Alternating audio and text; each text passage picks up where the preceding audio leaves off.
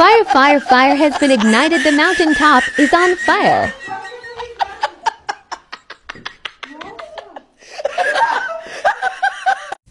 Kumekuwa na mtu mwenye ako na taswishi kwamba serikali ya Kenya inaweza kututosha sisi wote. Now I had a problem with the AG who was there. He was fairly incompetent, but I now have a very competent lady.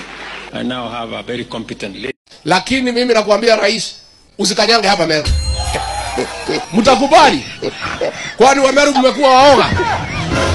Hata wanatetea judiciary na judges hatukupitia ukabila yao. That is a very serious problem in the country. Mimi sina tamana pesa, mimi ni mtu sina mahitaji mingi. Watoto wangu ni wakubwa. Bibi yangu ni pastor. Mimi mwenyewe nimemaliza kuzaa, nimemaliza kulea. Sina mahitaji mingi. Na mimi siweki mambo ya pesa mbele. Serikali ya Kenya kwanza, Mheshimiwa Daniel Toroitich Arap Moi na Right Honorable Raila Omolo Odinga kwa kutupatia nafasi hii.